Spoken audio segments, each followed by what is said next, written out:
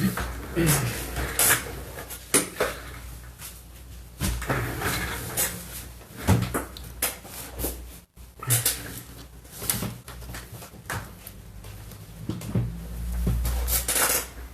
aí, povo de Deus?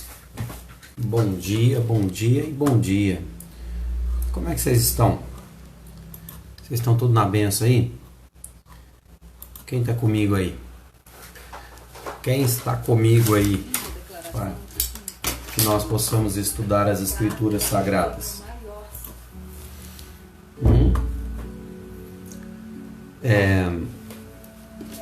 Hoje eu peguei algo bem singular aqui para que nós possamos meditar. Algo bem conhecido, entre aspas, né? Mas pouco compreendido. O que é algo bem conhecido, Cristiano, e pouco compreendido? É a oração do Pai Nosso. Quem conhece a oração do Pai Nosso aí? Quem sabe o que é a oração do Pai Nosso? É interessante dizer que a oração do Pai Nosso é uma oração universal. Tá? Ela não é uma exclusividade dos católicos. Ela não é uma exclusividade dos católicos, é uma oração universal. É uma oração bíblica, né? Bom dia, bom dia. É uma oração bíblica. A oração do Pai Nosso é bíblica, diferente da Ave Maria, que não é bíblica, é uma invenção católica, ainda que os contextos da... Bom dia, compadre, Deus te abençoe. Ainda que a oração, né, a reza da Ave Maria, tenha contextos bíblicos inseridos nela. Mas a oração do Pai Nosso, ela é universal, ela é bíblica, e ela é uma oração extremamente aceitável diante de Deus, e é um modelo para nós. Não é para que nós possamos todos os dias orarmos ela, né, como que se fosse ritualística. Ela não parte de uma ideia de ser ritualística, não foi feita para ser ritualística, para fazer todos os dias ou em todos os momentos em que você intentar falar com o Senhor, mas é um padrão, um modelo, e ela quer nos ensinar algumas coisas. Por que eu estou falando da questão de ritualística e de repetição? Porque, por exemplo, os católicos, eles usam a oração do Pai Nosso como uma reza. E há uma diferença muito grande entre rezar e orar. Por quê? O que Jesus nos ensinou é: quando orardes, orareis assim. Então, oração é falar com Deus, orar é falar, né? Falar é orar. Agora, oração, no sentido bíblico, é falar com quem? Falar com Deus. E o que é oração? É orar, então é falar, no caso com o Pai, e ação, que é você fala com Deus e toma uma ação, uma atitude a respeito daquilo que você falou. E o que é reza, Cristiano? Reza, que é o que os católicos utilizam, é a repetição sem nenhuma crítica construtiva do que está sendo falado. É a repetição como se fosse um papagaio. Você já viu um papagaio falando?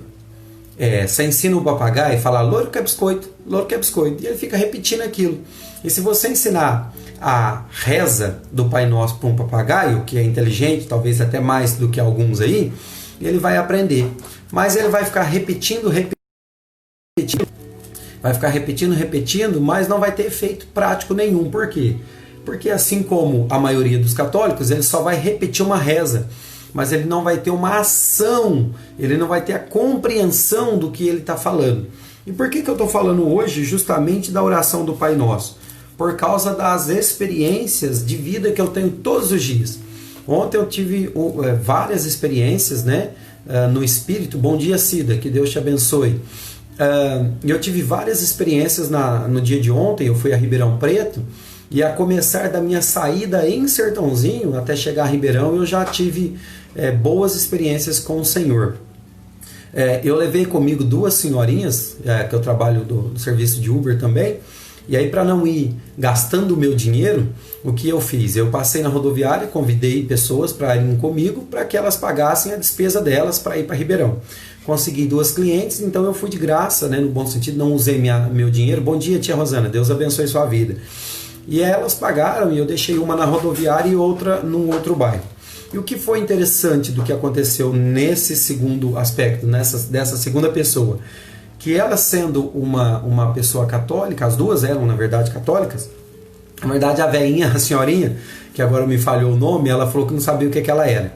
Que ela já foi da católica, já foi do evangélico, agora já foi, sei lá, espírita, já tentou de tudo e não é nada, né? Não está nada, não é o caso, mas não está sendo nada. Enfim, mas o que eu quero me apegar é no segundo caso. Relatou ser uma católica e abriu o seu coração comigo para falar de situações que vem chateando o coração dela, ela vem passando por um momento muito difícil, né, por causa de umas decepções que ela teve, resumindo a história. E aí eu orei com ela, né, levei ela até o endereço combinado lá e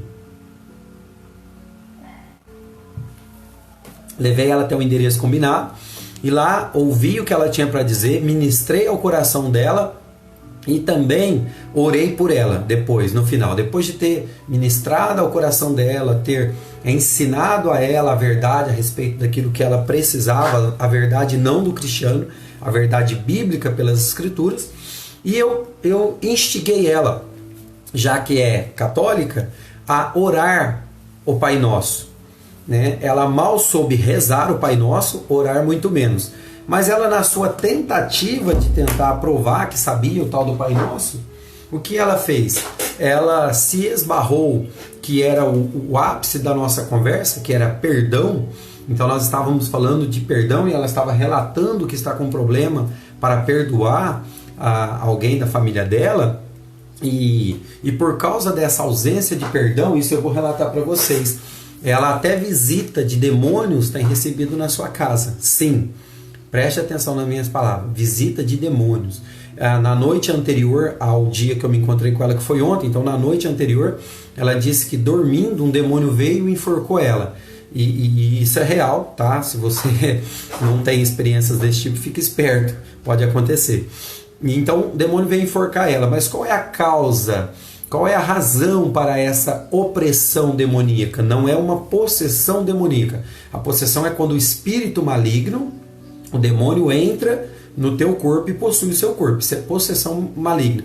O que aconteceu com ela, externo, é uma opressão maligna. Então o demônio, não o diabo, mas o demônio, veio oprimir a vida dela. Bom dia, Miriam Cherry Marcelino. Cherry. Não conheço, mas que Deus abençoe sua vida. E aí o que aconteceu? Então essa mulher foi enforcada por demônio, como minha tia Rosana já foi afrontada, né, tia, por demônios aí, sabe, tem experiência com isso. E aí ela estava me contando, e o resumo da história é simples. A falta de perdão que ela precisa liberar primeiramente para ela e depois para o parente envolvido na história, ou para mais de uma pessoa envolvida na história, é que deu a legalidade, a permissão para que o demônio viesse materializado e pudesse ter acesso a essa opressão. E ela me disse que na verdade não foi a primeira experiência que ela teve com demônios, né? E já faz um tempo que ela nem consegue ter uma qualidade de sono tranquila por causa dessa opressão e na verdade por causa da falta de perdão. E por que eu instiguei ela ali dentro do meu carro a orar o Pai Nosso e ela mal soube rezar o Pai Nosso?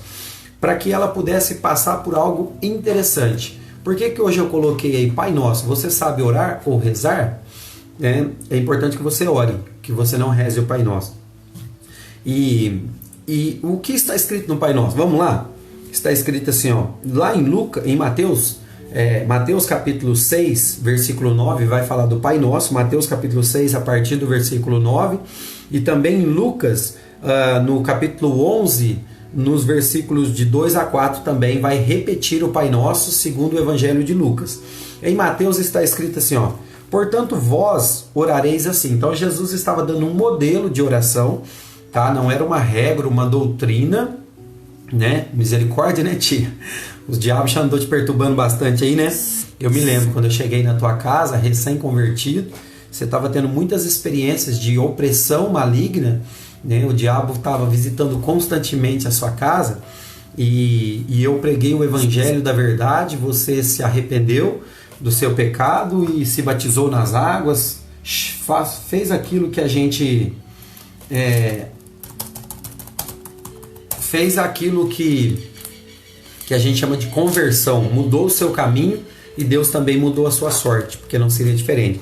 Mas então, o que está escrito? Está escrito assim, ó, portanto vós orareis assim, não é rezareis assim, mas orareis assim: Pai nosso, que estais no céu. O que é Pai nosso? Pai nosso está querendo comunicar a paternidade de Deus. Sim, então, ele não é Deus, tá? Ainda que ele seja Deus, é claro, mas ele não é Deus. Ele é Deus para outras nações. Ele é Deus para quem não tem relacionamento com ele. Então, para quem não tem relacionamento com ele, vai se referir a ele: existe Deus, o Deus que os crentes acreditam, o Deus que o católico existe. Então, para eles, ele é o Deus. Para nós, ele não é Deus, ele é o Pai. Pai nosso. Então, Jesus estava ensinando que ele não é Deus para nós, mas ele é nosso Pai, ainda que seja Deus. Está escrito assim: santificado seja o vosso nome. O santificado seja o vosso nome não é que você está santificando o nome de Deus com as suas palavras, não. É que você tem que compreender que o nome dele é santo e que tudo que você fizer não pode ferir a santidade desse nome, que é o nome de Deus, ou seja, Jeová, Jeová, né? Ou Yahvé. Mas enfim, não me importa o nome, se você vai pronunciar Jeová, Jeová, Yahvé. Deus tem um nome, e que o nome dele, a presença de Deus, a santidade de Deus tem que ser preservada através da sua vida. E ele fala assim, ó: venha o teu reino. Então o que é venha o teu reino? Venha o teu reino é o reino de Deus que está nos céus, seja manifesta sobre a terra. Na verdade, seja manifesta sobre a minha vida, porque a oração do Pai Nosso é uma oração particular. É você falando com Deus, pedindo para que Deus estabeleça o reino dele, o governo dele sobre a sua vida e o seu coração. Por isso eu digo que você, se morreu para o mundo, se você se batizou nas águas do batismo, que representa o arrependimento das obras mortas e o nascimento para uma nova vida, você tem que clamar: venha o teu reino, ou seja, venha o teu governo sobre a minha vida, e faça-se a sua vontade, assim na terra como é feita no céu. Então, está falando de um governo perfeito, não do governo que nós conhecemos, governo Bolsonaro, governo lulista, governo Fernando Henrique Cardoso, governo da Rainha Elizabeth, que é monárquico. Não, o reino de Deus e o governo de Deus seja feito aqui na terra, como Deus governa os céus, de forma transparente, de forma santa, de forma abençoadora. O pão nosso de cada dia dai-nos hoje. Por que nós temos que orar a Deus pedindo para que o pão nosso de cada dia Ele nos dê hoje? Porque o pão de amanhã Ele vai prover. E por que é hoje? Porque amanhã você tem que falar com Deus novamente para pedir o pão de hoje. Tá? Não adianta você orar hoje pedindo o pão de amanhã, porque o amanhã para você não existe. O amanhã para você não existe. O amanhã só existe para o Senhor.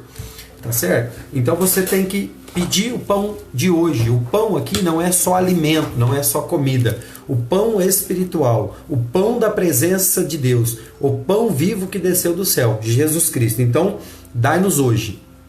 Por quê? É para hoje que eu preciso de sustento para viver o dia de hoje. A Bíblia diz que basta cada dia o seu próprio mal. Então não adianta você orar para daqui um ano, para daqui um dia, para daqui um mês, se você não estiver vivendo o seu tempo presente e nesse dia chamado hoje fazendo o seu melhor. Tá? Porque na verdade o seu melhor de hoje é que vai refletir o seu melhor de amanhã e que vai refletir no seu melhor de ontem. Tá? Então é só no hoje, só no presente que eu consigo trabalhar. Agora entra o que eu estou ensinando para vocês, que foi o que eu ministrei no coração da nossa irmã querida, que precisava de uma direção pastoral. E perdoa, aqui em Mateus está escrito: e perdoa as nossas dívidas. E perdoa as nossas dívidas, que em Lucas está escrito: perdoa os nossos pecados. Perdoa os nossos pecados de que forma? Assim como nós perdoamos quem tem nos ofendido. Então, é algo profundo isso daqui. Por quê? Porque nós pedimos perdão a Deus dos nossos pecados à medida de que nós liberamos perdão para quem nos ofendeu. Porque assim, seria uma incoerência tanto bíblica. Deixa eu só abrir a Bíblia aqui no celular da minha esposa, que eu quero ver o original aqui, para a gente conversar sobre isso. Mas assim, ó, Mateus capítulo 6, só um minutinho pessoal, capítulo 6, versículo 12. O que está escrito? Vamos ver. E aí ele fala assim, ó, perdoa as nossas dívidas, aquilo que é devido, aquilo que é justo ou legalmente devido, uma metáfora de ofensa e pecado. Então, perdoa os nossos pecados, assim como nós temos perdoado. Aqui não é como nós devemos perdoar, não, é como nós temos perdoado. Temos perdoado significa que há uma afirmativa, significa que há uma obrigação, significa que é imperativo. O que é imperativo? É como se já aconteceu, é como se já não tivesse forma de não acontecer. Então a expressão do Pai Nosso vai nos ensinar que nós podemos ter legalidade de pedir a Deus o perdão dos nossos pecados, desde que nós afirmadamente e sem negar o perdão para ninguém, nós estamos perdoando. E aí ele diz assim como nós temos perdoado, não é como nós iremos, ou quando nós sentirmos de perdoar nossos pecados, os nossos devedores, não.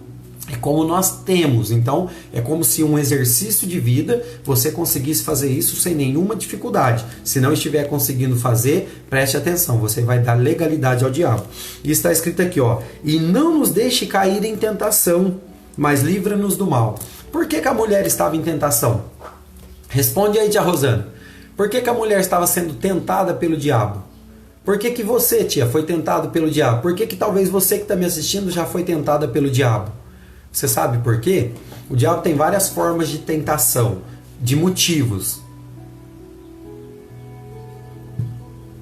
Várias formas de legalidade. O que é legalidade? Legalidade é como se fosse uma carta, uma declaração assinada por você que dá direito a alguém de fazer alguma coisa. Quando você peca e permanece no seu pecado, você dá uma carta de direito a Satanás para atormentar a sua vida. Enquanto você não confessa o seu pecado ao Senhor, enquanto você não repara o seu pecado com o seu irmão, a carta de legalidade não é rasgada. Uma vez que você se confessa, uma vez que na verdade, antes da confissão, você se arrepende do seu pecado, você reconhece o seu pecado e vai diante de Deus, né, através da oração, pedindo a Deus perdão por causa do arrependimento genuíno do seu coração, então quando você faz isso, a carta de legalidade que você deu a Satanás por causa do pecado, ela é rasgada. E então já não há condenação para os que estão em Cristo Jesus, conforme está escrito. Mas está falando que nós temos que perdoar para que nós não possamos cair em tentação e para que nós possamos ficar livres do mal. Por que essa mulher estava sendo assolada, ou talvez ainda esteja? Se ela não cumpriu as orientações que eu dei para ela, talvez ela ainda esteja sendo assolada pelo diabo. Não pelo diabo, né? Pelos seus demônios. O diabo não tenta pessoas porque ele tem coisas maiores para fazer. Mas vamos compreender aqui. Então assim, ó, não nos deixe cair em tentação, mas livra-nos do mal, porque teu é o reino, o poder e a glória para sempre. E aí, a continuação do Pai Nosso, que é algo tremendo, e poucas pessoas conhecem, porque as pessoas rezam o Pai Nosso, elas não oram o Pai Nosso e muito menos leem a Bíblia. A continuação em Mateus capítulo 6, versículo 14, está escrito assim, ó, porque se perdoardes aos homens, né, a humanidade, homens e mulheres, é claro, as suas ofensas, também o vosso Pai Celeste vos perdoará. Então é uma condição, há um condicional. Se você perdoar as pessoas que te ofenderam, Deus vai te perdoar. Se, porém, não perdoardes aos homens as suas ofensas, também, tampouco, o vosso Pai vos perdoará as vossas ofensas. Percebeu aqui? Percebeu aqui o intuito bíblico? Ou você perdoa, ou você perdoa. Você não tem outra alternativa. E outra coisa, vamos falar sobre perdão? Deixa eu te ensinar algo sobre perdão. Perdão não é algo que se sente. Perdão é algo que se faz. Porque se você for esperar o seu coração pecaminoso, o seu coração maligno, carnal, sentir o desejo de perdoar, provavelmente você vai morrer sem perdoar alguém. Porque o perdão não é um sentimento, perdão é uma ação. Eu decido perdoar, porque se eu não perdoar, Deus não me perdoará. É simples e objetivo assim. Deixa eu te falar uma coisa. Eu fui muito ofendido durante toda a minha vida, até o dia de hoje. Fui e sou ofendido pelas atitudes da minha mãe. Fui e sou ofendido pela atitude de muitas pessoas. Mas eu decidi perdoar. Tá? Não, e outra coisa, o perdão não é para quem merece. Presta atenção, o perdão é liberado a todos, porque quando você perdoa, você se liberta primeiro e, por consequência espiritual, você desamarra a vida da outra pessoa. Mas quando você não perdoa, deixa eu te falar uma coisa, é você que fica amarrado, não é a outra pessoa. Porque talvez você está com um problema de perdão contra alguém e você acha que você não conversar com essa pessoa, você não dizer a ela, não liberar o tal do perdão para ela, é como se você pudesse ofendê-la. Você não pode. Pelo contrário, quando você não libera perdão, você é o aprisionado. Porque você fica o tempo todo com aquela pessoa no teu coração. Então o perdão é libertador, ele liberta o teu coração primeiro e depois o coração do outro. Por isso que o perdão é tão difícil e por isso que o perdão é tão necessário. Tão difícil por quê? Porque somos orgulhosos, arrogantes e prepotentes. E por que também o perdão é tão difícil? Porque Satanás, sim, o seu amigo Satanás, ele adora te prender. E como você não tem conhecimento, porque você reza o Pai Nosso e não ora o Pai Nosso, não entende o que está sendo falado no Pai Nosso, você quer ficar magoadinho com pessoas. Então você não libera perdão para pessoas. Então deixa eu te falar uma coisa. Eu já liberei perdão para minha mãe que me ofendeu grandemente. Continua me ofendendo. Na última vez que eu fui em Miguelópolis, né, tia Rosana, ela me ofendeu profundamente. Ainda que não diretamente para mim, mas conversa mais do que o homem da cobra, fala mais do que devia, então me ofendeu. Mas eu decido perdoá-la, porque o perdão não é um sentimento. Se eu fosse usar das minhas expressões sentimentais, eu ia mandar minha mãe para peida. Desculpa da expressão. Mas como eu não tenho outra alternativa bíblica a não ser liberar o perdão para que eu seja uma pessoa livre, então eu libero o perdão. Então não importa o nível da ofensa que ela ou alguém me faça, eu sempre vou liberar perdão. Eu liberei perdão para um amigo meu. Sabe, um amigo meu, ele saiu com a minha namorada na época. E pensa bem, né? Alguém pegar sua namorada já é uma dureza. Imagina um amigo pessoal seu. Sim, eu liberei perdão para ele. Ele me pediu perdão? De forma nenhuma. Eu, pelo Espírito de Deus, fui até ele e falei, cara, eu te libero perdão. E foi algo lindo, nós choramos juntos e hoje somos grandes amigos. Então, entenda que eu não senti desejo de perdoá-lo. Porque, na verdade, claro que humanamente dizendo, eu não tenho esse espírito, mas a vontade era matá-lo. Né? Eu nunca intentei isso, presta atenção, não sou homem desse espírito, mas compreenda. A dor no meu peito foi tão grande por essa traição que eu quis matá-lo dentro do meu coração. Eu quis arrancá-lo da minha vida. Só que eu entrei em uma depressão. Por quê? Porque como que você vai arrancar alguém que faz parte da sua vida? E o que é a depressão? A depressão é a visitação constante do seu passado. Por que eu entrei em depressão quando eu tentei matar a pessoa no meu coração? Porque eu fiquei constantemente visitando o passado. O passado meu com ele, o passado meu com a menina envolvida na época. Então eu deixei de viver o meu presente, parei de projetar o meu futuro e vivi só no passado. E o passado traz a depressão. Porque compreenda que a depressão é o excesso de passado, é o excesso de culpa que foi cometida, é o excesso de culpa daquilo que você não fez. Então o excesso de culpa produz depressão. Quando você vive no passado, você se torna uma pessoa depressiva. Quando você vive no futuro, você se torna uma pessoa ansiosa, porque nem no passado você pode resolver nada e nem no futuro você pode construir nada. Você só pode resolver coisas no presente. Então, o perdão deste amigo e da menina envolvida na história partiu de mim. Eu não esperei, não precisou que nenhum deles viesse, ainda que seria quase que uma obrigação deles, correto? Você que está comigo aí pensa, de quem seria a obrigação de pedir perdão? Minha ou deles? Era deles, mas o perdão não está ligado a quem ofende. O perdão está ligado a quem quer ser liberto. Então eu queria ser liberto, eu desejei ser liberto e movido pelo Espírito de Deus, tá? Porque o Espírito de Deus tem que estar envolvido nessa história, porque Satanás aprisiona as pessoas a não perdoar, coloca sentimentos malignos a respeito do perdão, e então eu, movido pelo Espírito de Deus, fui lá e me acertei com os meus ofensores, não foram eles que vieram, tá bom? Deixa eu te explicar uma coisa biblicamente falando.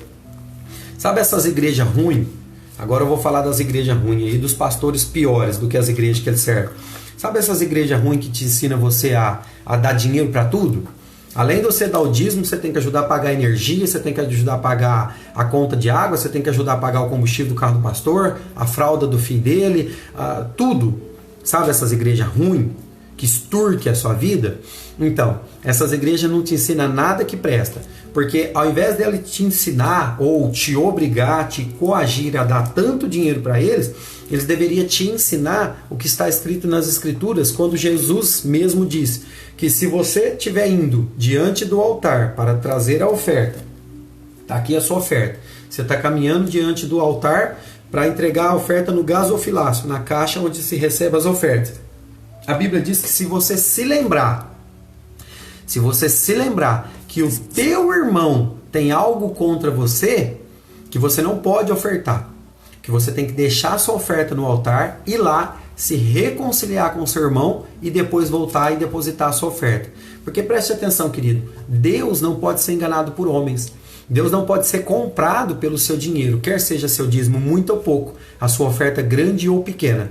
O que Deus está ensinando é, se você estiver ofertando com a melhor boa intenção do seu coração, porque ofertas são justas na casa do Senhor, o dízimo também é justo na casa do Senhor, injusto é o que fazem com o dinheiro, mas é justo fazer a prática do dízimo e da oferta. Mas a palavra de Deus diz que se você estiver com o dinheiro na mão, com uma boa intenção no teu coração, mas no caminho entre a sua saída do banco ali, sei lá, se você está no banco, não me importa, até o gasofilácio, se você se lembrar que o teu irmão tem algo contra você, não é nem o contrário, não é você contra ele, é ele contra você, então ele te ofendeu, que você tem que deixar a sua oferta e ir lá se acertar com o teu irmão, depois vir e ofertar. Por quê? Porque a sua oferta ela não tem legalidade. A sua oferta para Deus não tem valor nenhum. Bom dia, Érica Gonçalves. Então, não compre Deus com o seu dinheiro. Deus não precisa dele. Não compre Deus com o seu dízimo ou com a sua oferta, quer seja grande ou pequena. Deus não está interessado no seu dinheiro. Deus está interessado no seu coração. Então, voltando aqui, e a gente vai finalizar, o que Deus está ensinando? Que se você não perdoar, você não é perdoado por Deus. Sim, exatamente dessa forma. Ou você perdoa, você tem duas opções bíblicas, ou você perdoa, ou você perdoa. Tá? E o meu conselho pastoral, o meu conselho direcional para você é, não espere o ofendido te procurar. O ofensor, perdão. Se você é a parte ofendida, não espere ele te procurar. Pode ser que ele nunca te procure. Então você concorda que quem precisa de libertação é você e talvez não ele? Porque não importa o que ele fez de gravidade com você. Quando você tranca o teu coração para liberar perdão, o aprisionado é você. E não há prisão espiritual. Existem vários motivos de prisão espiritual, cativeiro espiritual, mas não há maior cativeiro espiritual do que a falta de liberação de perdão. Voltando no caso de ontem com a minha amiga lá, que eu instruí ela no Senhor, o que eu disse? Não importa o nível de ofensa que a sua filha, a filha dela que ofendeu ela, fez com você. Importa o nível de perdão que você tem que liberar. Eu não estou tirando a responsabilidade nem a culpa do pecado cometido pela sua filha. O que eu estou te ensinando é, não importa o que ela fez, importa que você libere o perdão. Porque quem está aprisionada? Sua filha ou você? Era a mãe. Então entenda que as prisões de Satanás acontecem por falta de liberação de perdão. E quem estava sofrendo as consequências, além de ser ofendida pelo ato da filha, que eu nem achei tão gravíssimo assim, com todo respeito à irmã, mas eu não vou estender sobre isso, porque senão eu teria que ensinar outras doutrinas, não é o caso aqui, eu não quero estender muito, mas compreenda. A parte ofendida é quem está presa no cativeiro de Satanás. Então eu disse para ela duas coisas. Primeiro, leia 2 textos bíblicos para você se libertar, tanto da questão da liberação do perdão, quanto da questão da idolatria, que o problema dela também está ligado com a questão da idolatria. E falei para ela, depois que você lê os textos, você ora a Deus, pede para que o Espírito Santo te ajude, chore com Deus, não reze, porque nem rezar você sabe. Falei para ela, desculpa, nem rezar você sabe. Pensa numa católica ruim, e é igual a maioria de vocês que são católicos, ruim, católico ruim, nem rezar não sabe. E aí o que aconteceu? Falei para ela, aí depois que você orar a Deus com as suas palavras, não com palavras repetidas, não, orando a Deus, abrindo o seu coração, rasgando o seu coração a Deus no Espírito, você vai se levantar do teu quarto, vai lá onde a sua filha estiver e vai abraçá-la e vai dizer que ama, indiferente dela se retratar com você ou não. Sabe por quê? Quem precisa ser liberta é você ou ela? Sou eu. Então faça isso. E se Deus não mudar a sua vida, lembra dessa frase, tia Rosana? Você está aí comigo? Eu falei para ela, e se Deus não mudar a sua vida, a partir de hoje, a partir dessa decisão sua, eu deixo de ser cristão agora. Eu abandono meu ministério. A mulher ficou me olhando assim, regalada. E aí, no mesmo dia, ontem à tarde ainda, ela me mandou uma mensagem. Pastor, ela me chamou de pastor. Pastor, obrigado pela sua oração e pelas suas palavras. Eu já me sinto muito melhor. E eu não estou aqui para ela se sentir melhor. Eu não estou interessado, com todo respeito à minha irmã, a ela se sentir melhor. Eu estou interessado que ela seja liberta. Tá? Jesus não estava interessado em você se sentir melhor ou pior. Se você for perceber os encontros de Jesus com a mulher pecadora ali no poço, se você for perceber o encontro de Jesus com aquela mulher que ela foi pega em adultério, o encontro de Jesus com os fariseus e com os mestres da lei, Jesus não estava interessado em te fazer você se sentir melhor. Para de ir para a igreja pensando que é para você se sentir melhor. Deixa eu te explicar uma coisa. Você vai na igreja para se sentir melhor? Né? Tem gente que fala, estou com saudade da igreja, porque quando eu vou na igreja eu me sinto tão melhor. Você não sabe o que você faz na igreja. Deixa eu te ensinar. Você sabe o que você tem que fazer na igreja? Não é ir se sentir melhor.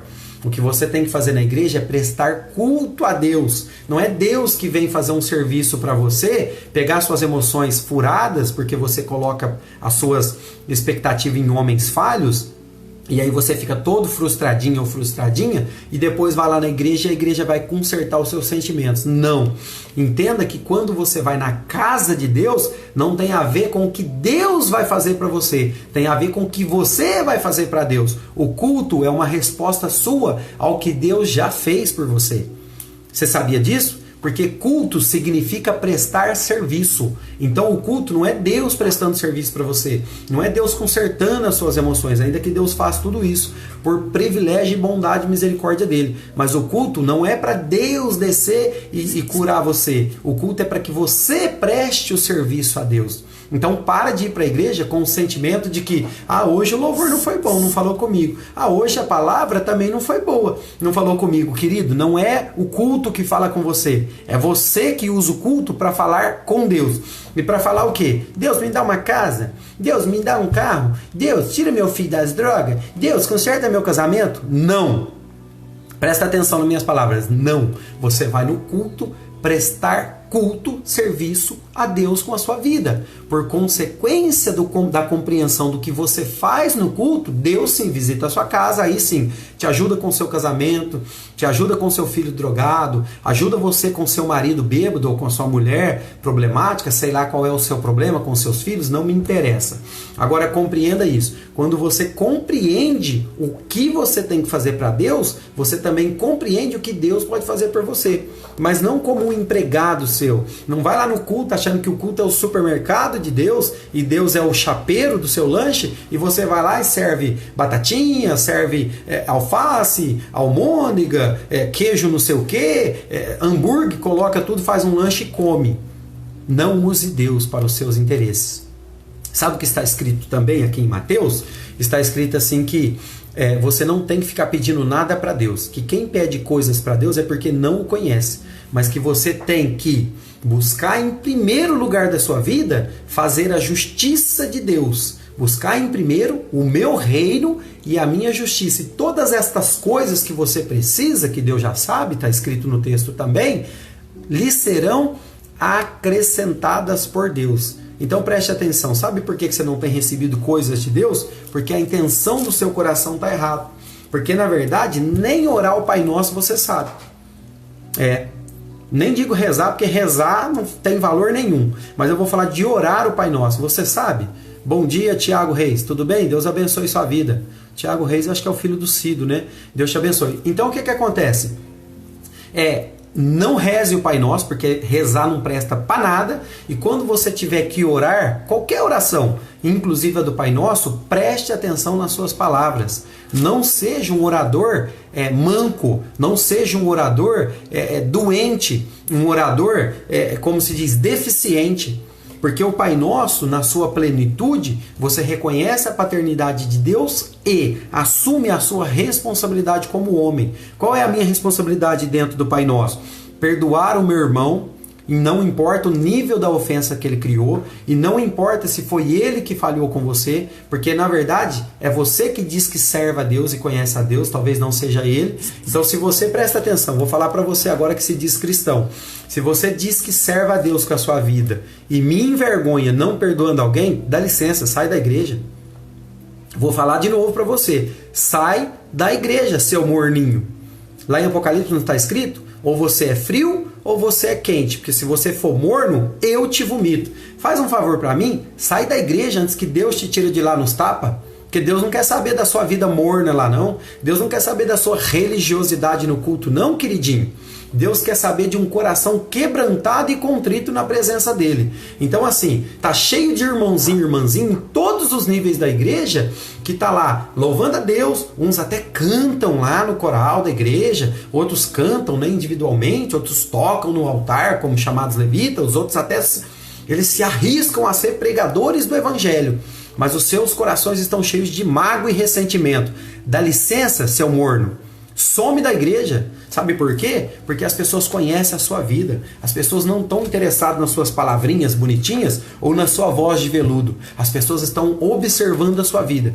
E quando alguém vê, quando as pessoas olham para você no púlpito, conhecendo a sua vida miserável, a sua vida imprestável, e sabendo que na verdade o que você faz na igreja não reflete a sua vida lá fora, as pessoas vão deturpar o evangelho de Deus por culpa sua. Então, morno, some da igreja, faz um favor para você mesmo e para Deus, antes que Deus te arranca de lá no tapa. Não sou eu não, querido.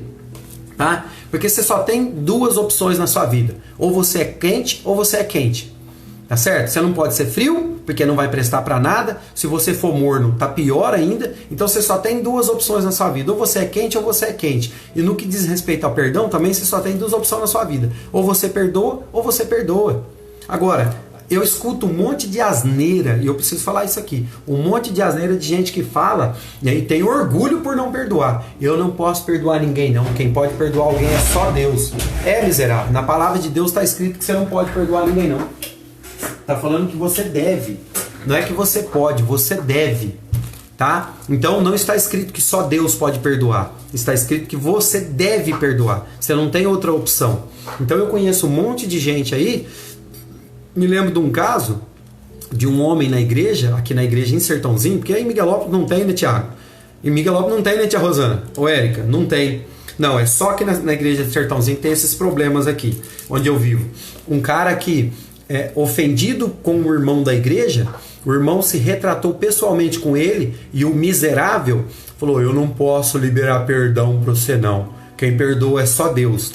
E aí, o irmão que queria se acertar com ele, fez o que a Bíblia disse. Foi diante da igreja, junto com outras duas testemunhas, e foi pedir perdão por irmão. Olha o nível de humilhação, que quem quer se retratar tem que se humilhar mesmo.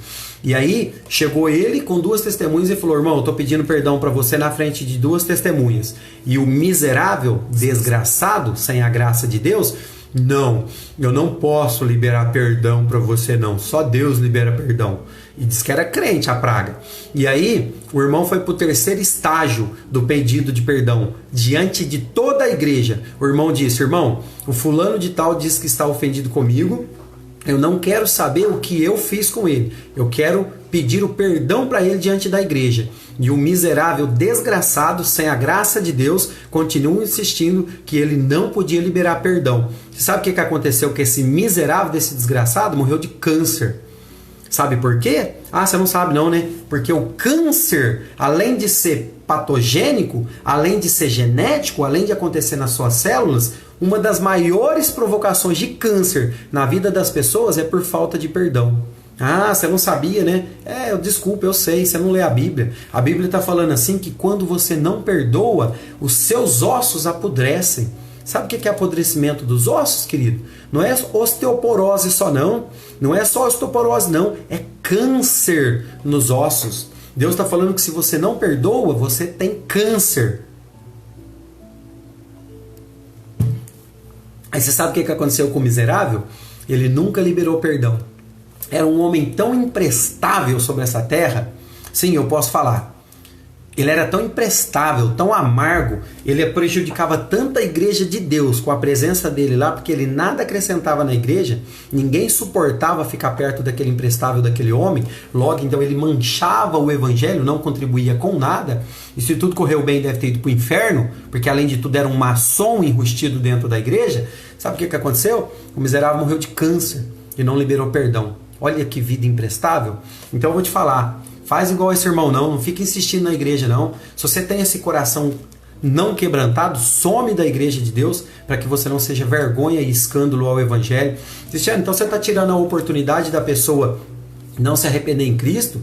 Você está querendo dizer que não há perdão para ela? Não, eu não estou querendo dizer nada disso. Eu só estou querendo dizer o que Hebreus está dizendo, que algumas pessoas nunca poderão se restaurar em Deus. Sim, você não acredita? Não, você não lê, né? Vai lá em Hebreus e lê. Lá em Hebreus está escrito que algumas pessoas caíram num nível de apostasia tão grande que nunca mais poderão se arrepender. Você não sabia, né? Você sabia disso? Ah, você não sabia, não? Então deixa eu te falar uma coisa. Vai ler Hebreus para você compreender. Vai ver o que Jesus está falando. Para de ouvir o que você ouviu a vida inteira. Para de usar aquela... eu sou católico. Minha avó é católica, minha mãe é católica, então eu sou um católico. Larga de ser ruim de Bíblia. Tá certo? Porque se você soubesse o que é ser católico, você fugia dessa seita urgente. Porque eu não sei se você sabe, mas Deus trata o católico como um prostituto cultual. Prostituto, sabe o que é prostituição? Sim, Deus trata como prostituto cultual. Cristiano, onde está escrito isso? Em Deuteronômio capítulo 5, em Jeremias capítulo 10, lá em Apocalipse diz que os idólatras não herdarão o reino dos céus. Paulo diz fugir da idolatria. Romanos, escrito por Paulo, também diz que o castigo da homossexualidade na nação é por culpa da idolatria de imagens de escultura. Fica aí adorando esses santos aí. Você está ofendido, né? Não fica ofendido não. Sabe por que você está ofendido? Porque a sua religião veio da sua avó, veio da sua mãe. E aí você prefere, sabe o quê? Acreditar nas crenças limitantes da sua avó e da sua mãe do que abrir a Bíblia, que é o que eu estou citando, e conferir as escrituras do que eu estou dizendo. Você não dá conta não, né? Pois é. Então eu vou encerrar com isso aqui. Se você tem um coração não perdoador, eu preciso te dizer, eu faço votos, né? Apesar que eu não preciso, ele já vai fazer isso mesmo, mas o diabo vai te visitar. Igual fez com a amiga lá, igual fez com a tia Rosana, a falta de perdão atrai os demônios. Você já foi numa casa, vou ler Lucas aqui para finalizar, você já foi numa casa onde o ambiente espiritual é péssimo? Bom dia, vovó Raimunda, Deus abençoe a sua vida. Você já foi numa casa onde o ambiente espiritual é péssimo? Onde você chega lá e percebe o clima espiritual péssimo e ruim? Você sabe o que significa isso? Que está carregada de demônio. Tem muitas legalidades para o demônio. Sexo promíscuo atrai muitos demônios. Adultério, sexo fora do casamento atrai demônios. Sexo antes do casamento também atrai demônios. Agora, você quer ver um negócio que atrai demônio e dá muita legalidade para ele morar na sua casa? É a falta de perdão. Fica sem perdoar alguém para você ver se você não vai passar a ter encontros com o demônio. Você não quer não? Você não quer que o demônio mora na sua casa com você não? Então faz um favor para você, não é para mim não. Vai perdoar as pessoas que te ofenderam, tá? Isso quando você não ofendeu alguém, né? Porque talvez você tenha um coração tão duro que você não consegue nem liberar perdão ou pedir perdão quando você ofende e nem liberar perdão quando você é o ofendido. Né, vovó Raimunda? Vovó Raimunda teve várias experiências com demônios na vida dela, né, vovó? Não é verdade? Né? De visitações assim reais. Por que acontece isso? No caso dela, eu estou julgando que é perdão? Não, querida, há uma vida inteira pela frente. Mas uma coisa eu preciso te dizer: idolatria atrai demônios. Sim, falta de perdão atrai demônios. Promiscuidade sexual, sim, atrai demônios. Cristiano, o que atrai demônio? Tudo quanto é tipo de pecado. Alguns pecados atraem mais. Porque, por exemplo, o demônio adora o sexo fora do casamento. E ele adora o adultério, que é o sexo dentro do casamento. Sim, o sexo no casamento, deixa eu te explicar, é uma dádiva de Deus. E se você é casado, casada e bem casado e não está praticando sexo com o seu marido ou com a sua esposa, vai criar vergonha na sua cara. Tá certo? Porque está escrito em 1 Coríntios, no capítulo 7, que o marido e a mulher precisam um do outro e cada um do outro satisfazer sexualmente a sua esposa e o seu marido, para que Satanás, não, nada mais, nada menos do que Satanás não encontre oportunidade para arregaçar o seu casamento. Deixa eu abrir um parênteses aqui, porque Deus está falando comigo para falar isso para vocês aqui. Essas desculpas de você estar com dor de cabeça todo dia e o seu marido precisando dar uma pimbadinha, não vai colar, viu? Vai chegar uma hora que Satanás vai perturbar o seu marido por causa de culpa sua, dona dor de cabeça. E ele vai ter que procurar uma mulher para satisfazer o seu desejo. Agora, deixa eu te falar uma coisa. Não fica ofendida se acontecer isso com ele, não. Fica ofendida com você por causa das desculpas que você vem dando. Sabe por quê? Porque a Bíblia fala que é legalidade. A falta de relacionamento entre o casal dá legalidade para nada mais, nada menos do que para Satanás. Agora nem falou dos demônios, a linha baixa do negócio. Falou que Satanás pode encontrar oportunidade para desgraçar o seu casamento. Eu conheço muitos casamentos que estão desgraçados por causa de falta de relacionamento sexual no casamento. Você não sabia disso não, né? Você não sabe. Eu preciso te ensinar quase tudo aqui, né? Não é que eu sou bom demais não, sou um leitor das escrituras. Então deixa eu te falar, confere o texto aí. Quem está comigo aí pode escrever 1 Coríntios no capítulo 7. Vai ler o que está escrito. Talvez você não vai conseguir entender, você pega outras versões bíblicas. Porque a maioria das versões bíblicas está escrito assim, ó: o marido pague a devida benevolência para sua esposa. E da mesma forma a esposa também pague a devida benevolência para o marido. Traduzindo, que o marido satisfaça sexualmente a sua mulher e a mulher satisfaça sexualmente o seu marido. Sim, para que Satanás não encontre lugar de acesso no casamento. Sim, a maior parte dos adultérios, quando não vem de um homem vagabundo e promíscuo, porque se o cara é vagabundo e promíscuo, minha filha, você pode enfiar a cara dele de bolacha, Mabel, você pode enfiar a cara dele e o cara vai procurar na rua, porque não presta. Agora, muitos homens, inclusive homens de Deus, vão cair em adultério, sabe por quê? Por culpa sua, mulher. Sim, porque você está sempre com dor de cabeça, você está sempre indisposta, e como você não conhece as escrituras, você só vai para a igreja, você deixa seu marido passando fome. E o cara que está passando fome precisa comer fora de casa. Imagina se todos os dias você chegar em casa, o seu marido trabalha, e todos os dias na hora do almoço ele precisa vir comer, se alimentar para voltar para o trabalho, e ele chega em casa e a comida não está pronta. E você nem preparou a comida porque você é uma preguiçosa e está dormindo. Aí hoje ele vem comer em casa, não tem, ele sai daqui, tem que passar num bar, comer um lanche, um salgado ou uma marmita. Amanhã ele tem que comer marmita. Se você encher a barriga desse homem com arroz, feijão e ovo todo dia, o homem vai ter que comer salgado fora? Não. Se você encher a barriga dele só com arroz puro e farinha, né, ô, dona Raimundo, igual o São Francisco gosta, farinha de puba, o cara vai ter que comer na rua? Não. Sabe quem come fora do casamento? Quem tem barriga vazia. Então dá licença, dona dor de cabeça, vai resolver o seu problema. Agora, Cristiano, eu não sinto, só vou abrir isso aqui e fecho agora para vocês. Eu não sinto prazer pelo meu marido. Então vai orar a Deus e se não resolver, vai buscar um tratamento. Porque talvez seja algo físico no seu corpo.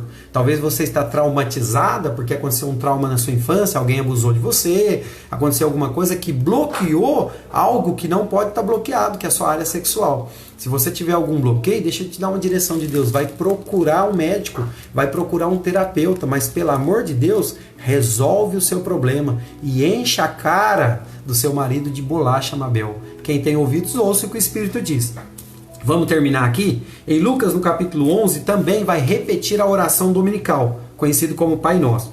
De uma certa feita, estava Jesus orando em um certo lugar e pediu os discípulos: Senhor, ensina-nos a orar como também João ensinou os seus discípulos. E então ele os ensinou e disse: quando orardes, dizeis: Pai, santificado seja o teu nome, venha o teu reino e o pão cotidiano dai-nos de dia em dia. Perdoa os nossos pecados, pois também nós perdoamos a todo o que nos deve ou quem nos ofendeu, e não nos deixe cair em tentação. Lucas é um pouco mais sucinto na oração do Pai Nosso, mas tanto Mateus quanto Lucas, ensinando a oração do Pai Nosso, deixa claro: perdoa os nossos pecados, pois também nós perdoamos. Então é imperativo, é real, é presente, não é como nós perdoaremos. Porque se você for depender desse coração duro seu, talvez você nunca perdoe ninguém. E aí eu vou finalizar te dizendo uma coisa. Se você não tiver um coração perdoador, a pessoa que talvez você não liberou perdão pode até ser que sinta. Porque talvez você, além de não perdoar, você deixou de conversar com ela, você deu um gelo nela e fez um monte de coisa. Mas o grande prisioneiro e provavelmente o ser que vai ser visitado pelos demônios será você. Vou finalizar com isso. Biblicamente dizendo, você tem duas opções no que diz respeito ao perdão. Ou você perdoa, ou você perdoa. E no que diz respeito à sua permanência ou não na igreja, faz um favor para mim. Ou você seja quente, ou você seja quente. Se você for morno, some da igreja correndo. E se você é frio, vai procurar um jeito de te esquentar. Cristiano, como que eu me esquento? Através da oração, através da leitura diária da palavra de Deus e através do jejum, tá? E através do conhecimento. E eu finalizo dizendo, a palavra de Deus diz que a fé vem pelo ouvir. E o ouvir a palavra de Deus, não é a balela dos homens, não é a ladainha das Ave Maria da vida e nem dos Pai Nosso repetidos sem nenhum consentimento do que está sendo feito, e nem é também segundo as crenças dos meus avós. O que muda a minha vida é a minha experiência pessoal com Deus. Então não viva a sua experiência a partir da experiência do outro. Se o seu pastor é um homem de Deus, que bom que ele seja, mas não viva uma experiência a partir da vida dele. Viva uma experiência com Deus a partir da sua vida, porque o relacionamento com Deus é individual. Você não pode se relacionar com Deus através da minha vida. Você não pode se relacionar com Deus através da vida de um pastor. Você tem que se relacionar com Deus através da sua vida, porque Deus diz na oração do Pai Nosso: quando orardes, entra no teu quarto e fala com teu pai em secreto, ou seja, com a porta fechada, você fala com teu pai, e o teu pai que te ouve no secreto te recompensará. Sabe por que talvez você não está sendo respondida das suas orações? Porque talvez você está... Deixa eu só parar o negócio aqui, porque está alguém me ligando. Deixa eu recusar aqui, desculpa, já pôr um bloqueio aqui para ninguém me ligar, não perturbar minha alma. Então o que acontece? Sabe por que talvez você não está sendo respondido? Porque primeiro talvez você está achando que oração é coletiva. Então você sente a necessidade, a obrigação de ir numa igreja para poder orar em conjunto. Eu não estou desprezando isso, é uma boa prática. Mas no que diz respeito às suas vitórias pessoais, você só vence quando você também faz as suas devocionais pessoais. Então você quer ser vitorioso? Todos os dias, tranque-se no seu quarto, feche a sua porta, conforme está escrito, ajoelhe-se diante de Deus em reverência a esse Deus tão tremendo e faça uma oração. Esquece reza. Deus odeia reza, porque está escrito lá também em Mateus: não faça como fazem os gentios e publicanos, que diante das praças ficam repetindo as suas preces para aparecer para os homens. Mas quando orardes, orareis assim: entra no teu quarto e fala com teu pai no secreto, e o teu pai que te vê em secreto te recompensará. Qual tem sido as suas lutas nesses dias? É o seu filho que está nas drogas, que está preso? É o seu marido que está bebendo muito? É a sua mulher que é uma aborrecida, né, que é ranzinza? Quer vencer isso tudo? Não adianta você entrar em briga, não adianta você entrar em luta. Adianta você entrar no teu quarto, fechar a porta sobre você e orar ao seu pai em secreto. E o seu pai em secreto te recompensará. Que Deus te abençoe e te faça prosperar em todos os seus caminhos. Amém. Graças a Deus. Um grande beijo para todos vocês.